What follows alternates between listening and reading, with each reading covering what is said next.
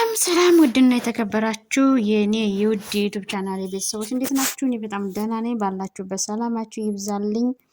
እንግዲህ ዛሬ ተመልሼ በአዲስ ቪዲዮ ከች ብዬላችኋለሁ። በአዲስ ቪዲዮ በምን ነው የመጣሽ ካላችሁ እንግዲህ ዛሬ አንድ አዲስ ቪዲዮ ነው የመጣሁት።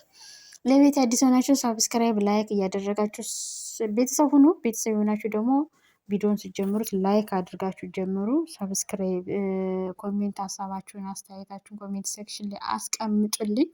እንግዲህ ዛሬም እንደተለመደው በአዲስ ቪዲዮ ነው ከቻልኩላችሁ። እንግዲህ ዛሬ ከወትሮ ለየት ያለ ቪዲዮ ነው። እንግዲህ ከወትሮ ለየት ያለ ቪዲዮ ምንድነው ይዤ የመጣሁት? እንግዲህ ሰሞኑን አዶናይ ወደ ሌላ አገር ሂዶ ነበረ ከኢትዮጵያ ውጭ። እንግዲህ ከኢትዮጵያ ውጭ የሄደው ደግሞ በምክንያት ነው፣ በአላማ ነው። ለመዝናናት አይደለም የሄደው። በነገራችን ላይ አዶናይ ማለት እንደ ማንኛውም ሰው በህይወቱ ተፈትኖ ቸግሮት አልቅሶ ቀኑ ጨልሞበት ህይወት ላይ አበቃ ብሎ አከተመ ብሎ ተስፋ ቆርጦ የነበረ ልጅ እናቴ ወላዲት አምላክ እማምላክ እመብርሃን የአዶናይ እናት የአምላክ እናት የመድኃኒዓለም እናት እሱንም ታሪኩን ቀይራ ዛሬ እያንዳንዱ ቦታ ላይ እናቴ ወላዲት አምላክን ስም እየጠራ የመድኃኒዓለምን ስም እየጠራ የመላእክታትን ስም እየጠራ በሚፈልጋቸው ቦታዎች አገሮች በቃ በፈለገው ነገር እየተገኘ ብዙ የሚገራርሙ ስራዎችን እየሰራ እያየን ነው።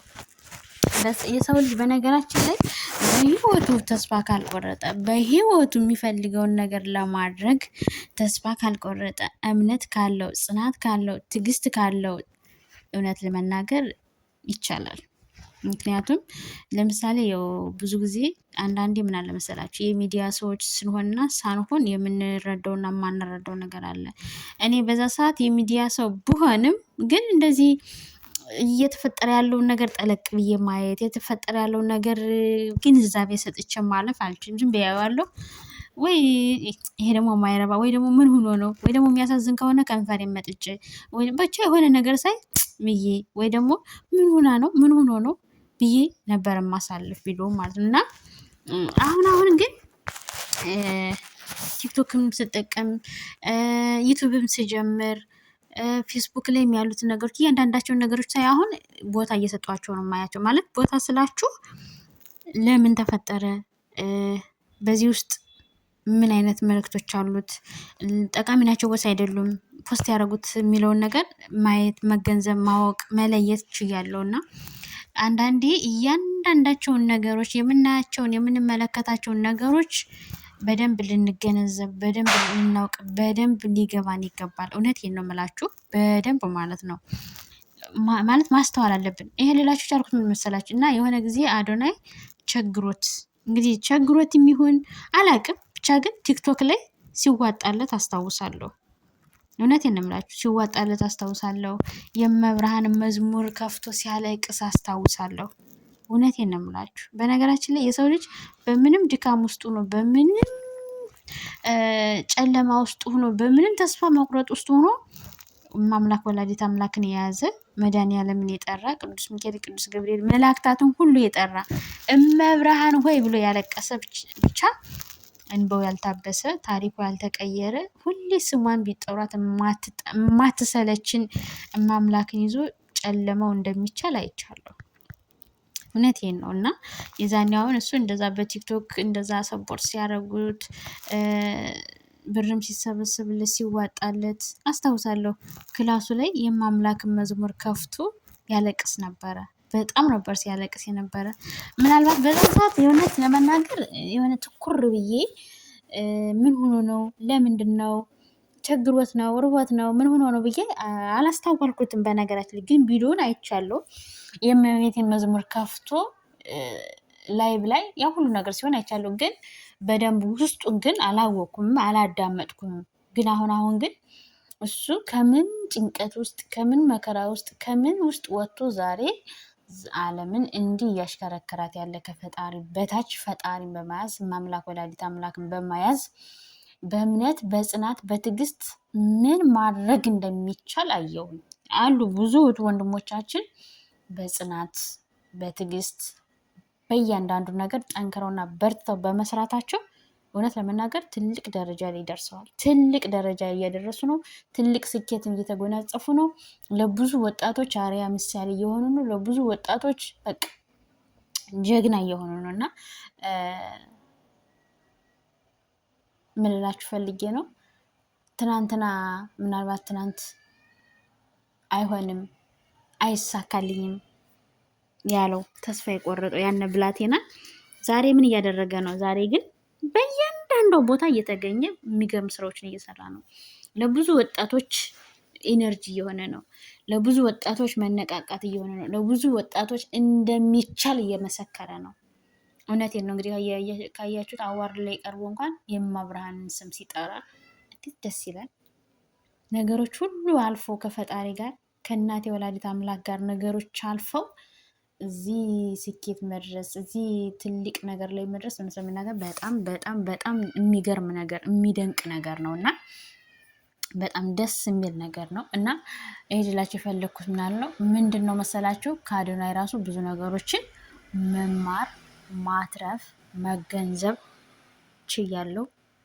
እውነቴን ነው የምላችሁ። ብዙ ጊዜ የአበሻ አፍለኛ ነው እና አዶናይ ግን አላማው አንድ ነው። ለብዙ ወጣቶች አርአያ ምሳሌ መሆን ነው። የራሱን ህይወት መቀየር ከሱም አልፎ የብዙ ሰዎችን ህይወት መቀየር አይተናል። ብዙ አባቶቻችን መኪና እንዲሸለሙ፣ ብዙ አባቶቻችን በስተርጅናቸው ረዳት እንዲያገኙ፣ ጉልበት ሲያልቅ እንግዲህ እያንዳንዱ ነገር ምን አለ የሚያስፈልግ ነገር አለ እና እንግዲህ ለብዙ አባቶቻችን እንዳያችሁት ከአንድ 2 3 መኪና እንዲሸለሙ አድርጓል።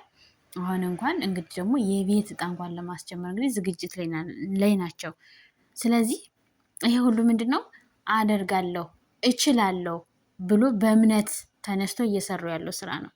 መጽሐፍ ቅዱስ ሲናገር ያመነ የተጠመቀ ይድናል እንደሚል ሁሉ አዶናይም ይቻላል። የሰው ልጅ መስራት፣ መጠንከር፣ መሞከር፣ መድፈር ከቻለ ይቻላል ብሎ እሱ እንግዲህ በአደባባይ እየመሰከረልን ነው።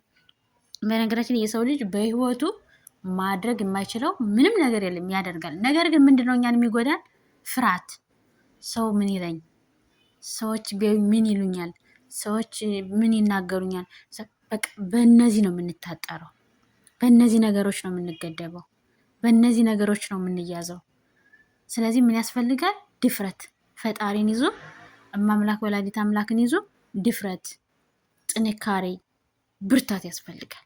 የሰው ልጅ ከጠነከረ፣ የሰው ልጅ ከደፈረ፣ የሰው ልጅ አደርጋለሁ ብሎ ከተነሳ ይቻላል፣ ይችላል።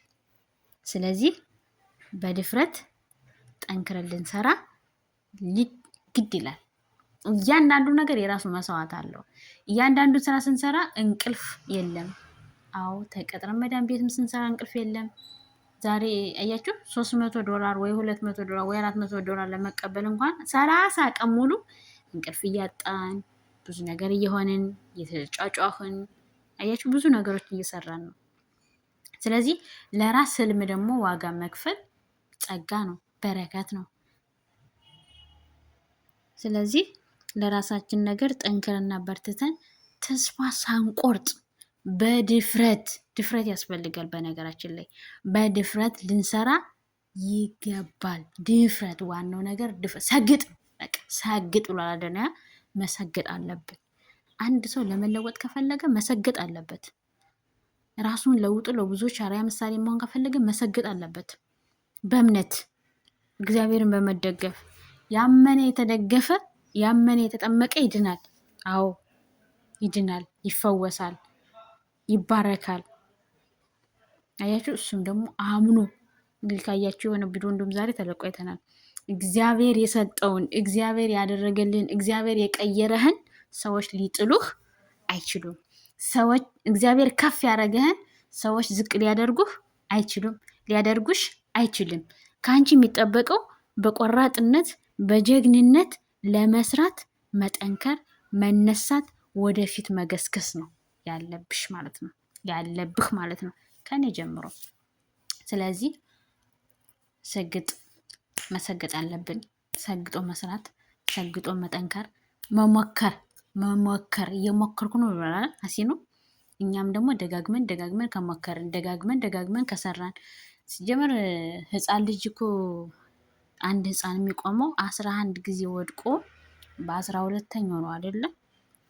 ስለዚህ ዛሬም ደግሞ እኛ በ11ኛው በ12ኛው ቁመን ጠንክረን በርትተን ለብዙዎች አርአያ ምሳሌ መሆን እንችላለን። በጣም ደስ የሚል ብዙ ነገሮችን መማር እኔ የተጠቀምኩበትን ሀሳብ ነው ይጠቅማችኋል ብዬ ሸር እያደረግኳቸው ያለሁት። ለምን አዶናይ ዛሬ እንግዲህ ትናንት እንግዲህ በለንደን እንግሊዝ ሀገር ከምትገኘው መሀል ከተማ እንግዲህ ተገኝቶ እንግዲህ አሁን ብዙዎቻችን ጉዞ ሲሄዱ ለመዝናናት ኢንጆይ ለማድረግ ነው አይደለ? ብር ሲኖርም አንድ ሰው የሆነ ብር ካለው ሀብታም ከሆነ ወደ ሌላ ሀገር ሄዱ መዝናናት ይፈልጋል፣ ፈታ ማለት ይፈልጋል። አያችሁ። ስለዚህ አዶናይ ግን ለመዝናናት አይደለም ይሄድ ያንን ታዋቂውን ያንን የዓለምን ቲክቶከር ከሱ ጋር ተገናኝቶ ብዙ ስራዎችን መስራት እንደሚችል አገሩን ኢትዮጵያ ማስጠራት እንደሚችል ምን አይነት ድንቅ አገር እንዳለችው እንድትጎበኝ ምን አይነት የተባረከች የተቀደሰች እግዚአብሔር ያለባት የድንግል ማርያም የመብርሃን የአስራት ሀገሯን ምን አይነት ውብ ሀገር ምን አይነት የሃይማኖት የቤተ ክርስቲያን ሀገር ሙስሊሙም ኦርቶዶክሱም ተከባብሮ ተፈቃቅሮ የሚኖርባት ብሔር ብሔረሰቦቹ የሚኖርባት ቀኝ ያልተገዛች አገር እንዳለችው ለማሳየት ለማስጎብኘት እሱ ጋር ብዙ ትልልቅ ስራዎችን ለመስራት ነው። እሱ እንግዲህ ወደዛ ያቀን ነው። ከዛም እንግዲህ እዛ ሄዶ እንኳን ሲሰነብት ብዙ መስራት ያለበትን ስራዎች ሰርቷል ከሱ ጋር ሆኖ። ዛሬ ደግሞ ወደ እናት ሀገር ኢትዮጵያ በአረንጓዴ ቢጫ ቀይ በኢትዮጵያ ብሔራዊ ማሊያ ደምቀውና ተውበው ወደ እናት ሀገር ኢትዮጵያ በፍቅር ተመልሰዋል። ዛሬ እንግዲህ የለንደኑ እንግዳችን እናት ሀገር ኢትዮጵያ ላይ ይገኛል። እናት ሀገር ኢትዮጵያ ዌልካም እንኳን ደህና መጣህ ብላ በፍቅር ተቀብለዋለች። ፍቅር የሆነች ሀገር ነው ያለችን። በነገራችን ላይ እኛ ሰዎች ነን እንጂ ዘር ለገበሬ የሚባለውን ለሰው ዘር ሰተን ከሌ ጥቁር ከሌ ቀይ ከሌ እንደዚህ ያልን በዘር እየተከፋፈልን እየተባላን ያለ ነው እንጂ አገራችን ማንኛውም የሰው ዘር የሚኖርባት የድንግል ማርያም የአስራት ሀገሯ እናት ሀገር ኢትዮጵያ ቀኝ ያልተገዛችው ብቸኛው ሀገር ድንግል ሀገር ኢትዮጵያ ናት። እውነት ኢትዮጵያዊ በመሆን በጣም ነው ደስ የሚለኝ። ያው ይሄ ያለነው ዘመን አንዱን ሃይማኖት ከአንዱ አንዱን ብሔር ከአንዱ ጋር ይሄ እንደ ድሮ ኢትዮጵያ ላይ የማውቀውን ቤተሰቦች ሲያሳድጉኝ ሜዳ ላይ ከብት ታርዶ ስጋ ሲከፋፈሉ ነው የማውቀው። የቅርጫት ስጋ ሲባል ነው የማውቀው እንጂ አሁን ግን እንደ ቅርጫት ስጋ የሰው ልጅ ሁሉ ይከፋፈላል። የሰው ልጅ ሁሉ ይበተናል። የሰው ልጅ ሁሉ እንትን ይላል እና እያንዳንዱ ነገር የራሱ ሰዓት ጊዜው ሲደርስ ሁሉም ያምራል፣ ሁሉም ደስ ይላል እና እኛም ነገ ከመዳን ቤት ወጥተን የሚገርሙ ስራዎችን እየሰራን እኔም ትናንትና መዳን ቤቱኝ እንደዚህ ስል የነበረው እንደዚህ ሲሆን የነበረው በእናቴ ድንግል ማርያም በእናቴ በወላዲተ አምላክ በእናቴ ኪዳነ ምሕረት አማላጅነት በድንግል ማርያም ልጅ በአማኑኤል ቅዱስ ፍቃድ በቸርነቱ እኔም ረድቶኝ ተባርኬ ተቀድሼ እዚህ ደረጃ ሊደርሻለሁ ብዬ እኔም እመሰክራለሁ። ለብዙዎች ማርያም ምሳሌ ይሆናለሁ። እግዚአብሔር ለሁላችንም አንድ ነው። የአንድ እናት ልጆች ነን። የድንግል ማርያም ልጆች ነን። የመድኃኒዓለም የእጅ ጥበቡ ውጤቶች ነን። ስለዚህ አዶናይን የቀየረ መድኃኒዓለም፣ አዶናይን የቀየረች እናቴ ወላዲተ አምላክ ኪዳነ ምሕረት መብርሃን፣ አዶናይን የረዳ ቅዱስ ሚካኤል አባቴ፣ አብሳሪው መልአክ ቅዱስ ገብርኤል እኔንም እናንተንም ይረዳል። አሜን። በጣም ደስ የሚል ብዙ ነገሮችን መማር ማትረፍ እንደምትችሉበት አይሆፕ 100% እርግጠኛ ነኝ። እስካሁን ሰዓት ድረስ አብራችሁኝ ስለነበራችሁ እጅግ ከልብ አመሰግናለሁ። በሌላ ቪዲዮ ተመልሼ እስከመጣ በያላችሁበት ባይ ባይ።